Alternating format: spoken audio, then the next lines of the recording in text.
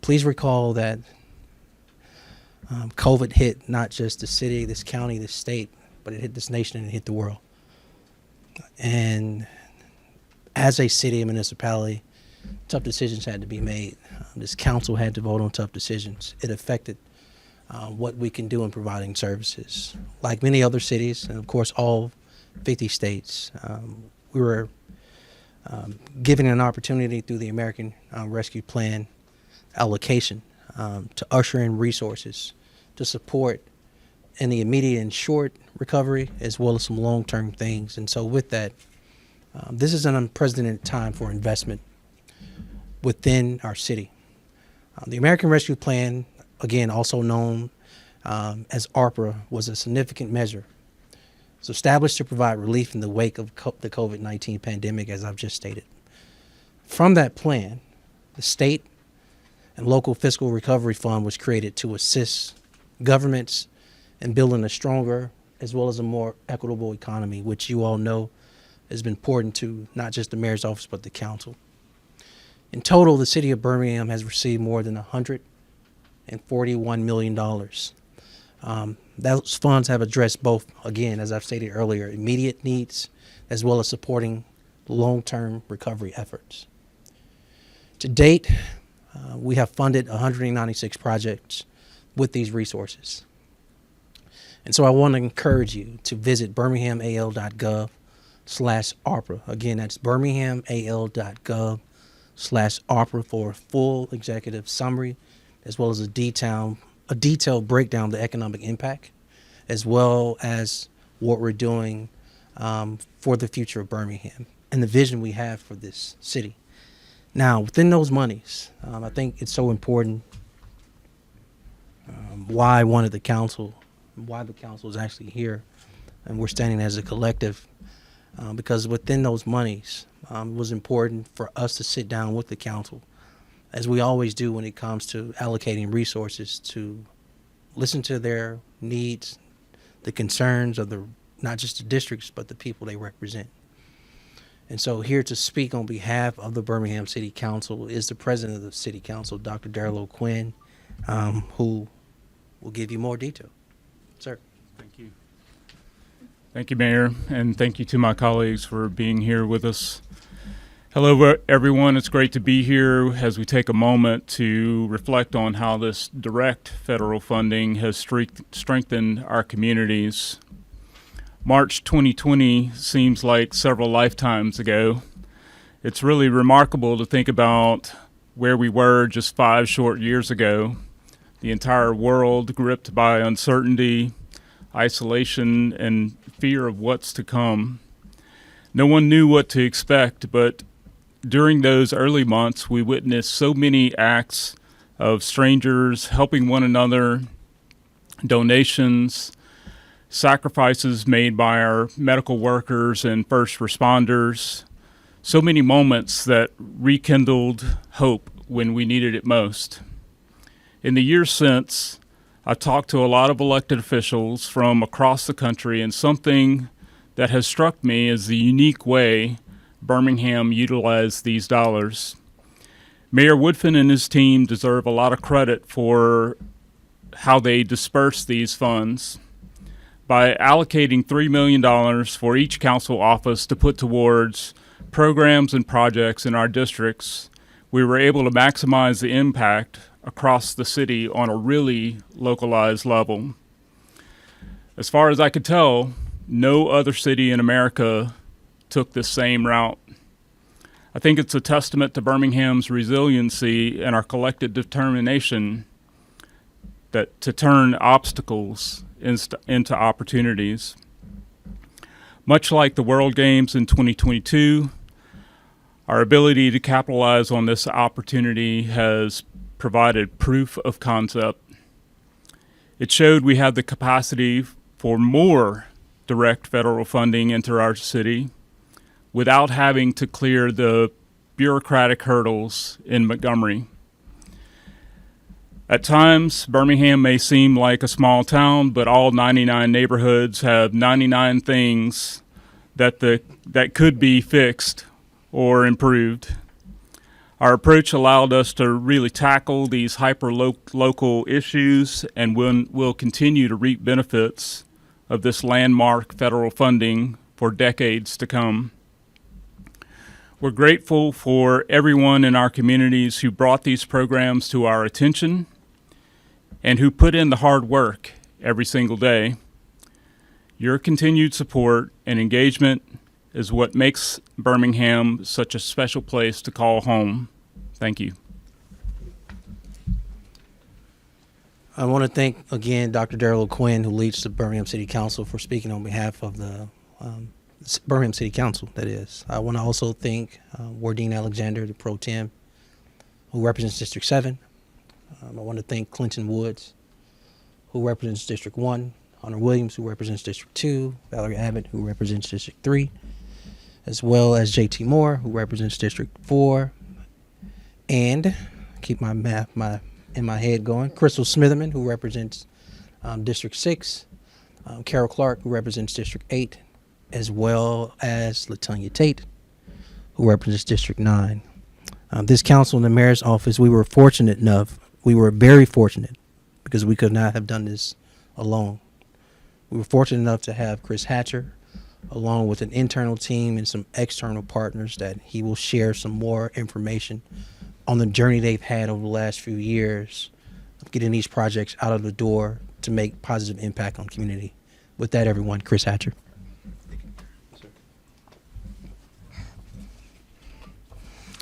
Good morning. As the mayor stated, my name is Chris Hatcher, and I proudly serve as the Chief Community Planner in the Mayor's Office for the City of Birmingham. And first of all, I would like to thank the mayor and the council for providing the leadership and the guidance to help us reach this goal. This is not an easy task. It seems like spending $141 million. We would all like that. We would all like to have that responsibility, but when you have to meet all of the stringent federal guidelines and compliance issues that we have, it could be daunting. So, with the mayor and council support, we were able to put together a dynamic team of individuals to help us through the process. First of all, I want to thank our ARPA team, Ms. Tiffany Thompson. She is a ARPA project manager, and Mr. Octavius Rogers, who is our ARPA program analyst, and they've done an extraordinary job on the internal and external engagement with all of our stakeholders in order to bring us here today to celebrate this accomplishment. I want to also thank some of our other interdepartment teams that without their effort and support, we would not be here. That includes our finance department and their team members and our grants who are responsible for our report to the Treasury government, to the Treasury. I want to thank our members of our Office of the City Attorney, which the mayor stated we had 196 projects. All of those projects had contracts that had to be drafted in order for the council to approve them. They were integral in this process. There are various, I'll be here all day if I had to go down every group that was integral in this process, but I want to thank all of our internal partners. And I want to also thank our external partners, our EY team. Our EY team, they are our external company that we hired to make sure to guarantee that we meet all of our compliance benchmarks with the federal government. And again, they came in, at a time where we were, in the process of developing this program, and they provided a good sounding board and helped us create that foundation that we could obligate these dollars. But while we take a brief time here to celebrate the obligation of the dollars, it's not over. We've got the money obligated. Now we have to expend the funds. So basically, we have till December 31st, 2026 to guarantee that all of the funds are expended. Or guess what? We'll have to send those back to the federal government as well. So you can rest assured that our team will keep working diligently to make sure that all of those funds are expended under all of our federal compliance requirements, so that we won't have to give any money back to the federal government. Thank you. Mm-hmm. Chris, thank you. Thank Tiffany. Thank Octavius. Thank the EY team. Thank all of you all for the hard work. Listen, as I wrap up, as he stated, there's a lot of work to do in a year and some change. But within that, I think you'll see this continued effort, honestly, co-led by this Birmingham City Council to address with these funds things from economic development, support of small business, to community development and housing, to our city's infrastructure, from stormwater to our parks, to our libraries, rec centers, and a litany of things out of 190 plus projects I did not name or have time for. So again, please visit birminghamal.gov/ARPA, and we will continue through transparency to overshare and over-communicate these projects to residents across the city. With that, ask Chris all the questions. Who's first? I have one, then maybe two. Yes, ma'am. Were there any needs that you guys saw existed between all of the council members' districts? I know that you guys all had your own $3 million, so to see fit, but anything just speak to that. everyone needed or lacked? Yeah, this one thing that I want to really also highlight is that there were several collaborations where counselors joined together to support projects. One of the ones that comes to mind immediately was our tool bank that I think we had probably 5 or 6 counselors collaborate on to help fund. And that really is aimed at addressing a need that we hear about every day in people having access to the tools that they need to address blight in our neighborhoods. There were collaborations on addressing, violence in our community, on supporting small businesses, just really a lot. So, there were projects that were funded individually within districts, but many that were collaborations amongst counselors. Great question, brother. Yes, ma'am. You kind of answered it a little bit, but I was going to ask, with this federal funding, was there any one thing or like one issue that you feel like you all really focused on that needed improvement? Oh gosh, I think we covered the gamut. I mean, it's not new information that there are a ton of needs in the city of Birmingham. So the projects covered a huge variety of topics: housing, public safety, economic development, infrastructure, you name it. There were a number of institutions that were hard hit by the COVID pandemic. I'll give you a good example. The Alabama Theater saw a dramatic decrease in their attendance. They were literally shut down for a period of time. So we were able to support them. BCRI had the same issue. So I don't think there was a subject area that went untouched. Yes, ma'am. This question might be best for Chris, but anyone can answer it. Oh, we love Chris to answer. Okay, and correct me if I'm wrong, it sounds like not all of this money has been allocated to projects yet. No, all of the dollars have been obligated to projects. So precisely $141.2 million of ARPA funding have been obligated. That means they have been either under contract or under some other type of agreement. So so all of the funds have been obligated. Okay, so there's no leftover money that doesn't have it. No. You touched on this briefly, but why is it so important for the city to make sure that none of this money goes to waste or has to be sent back? Well, the importance is that it's needed here in the city of Birmingham. $141 million sounds like a lot, but we have probably billions of dollars that we could utilize towards aging infrastructure and reinvestment in our neighborhoods. So it would be a shame to let a penny go back to the federal government when we had every opportunity to spend it in the city of Birmingham. That is an excellent way to end quietly. But does anybody else have any more questions? Okay, so if I'm looking at this correctly, like 42 million of that 141 million went towards revenue replacement. Yes. Can you just elaborate on what that is?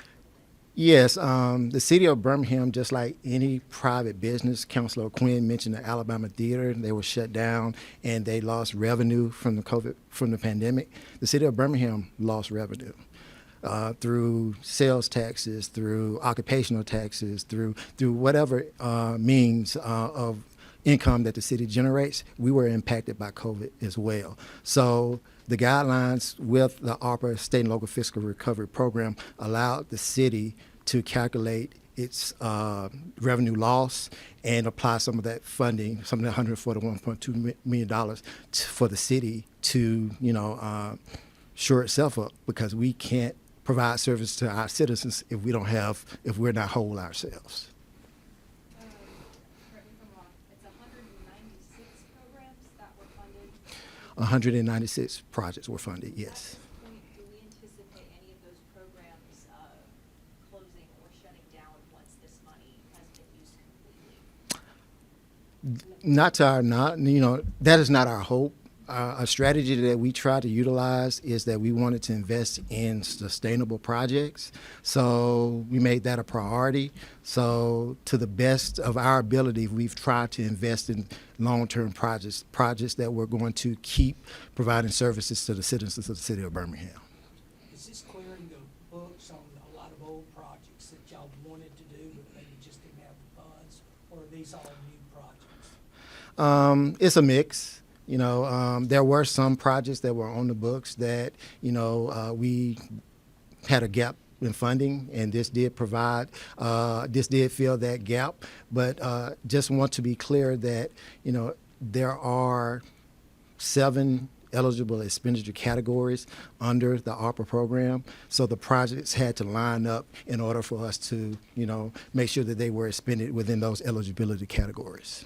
How much of a game changer is this going to be with all these projects finally coming to fruition for you guys? Super. I'll let the mayor answer that. Super. Yeah. Councilors, y'all want to add any words to super? I'm just playing. It's Wish we had $141 million Yeah. every year to put towards the needs in Birmingham for sure. President O'Quinn says, run us more money. Yeah. But in all seriousness, this is very impactful. The beauty of it is, again, I think the councilors got a chance through engaging residents in their districts as it related to serious needs, where there was either a gap in funding here or no funding here, literally able to supercharge that project or that infrastructure or that business to enhance quality of life within that single district. I think that's the most impactful, powerful thing that happened. And that's kudos to the counselors. All right. Thank y'all. Thank you so much. And again, council, Chris and your team, thank you as well. Thank you, everybody.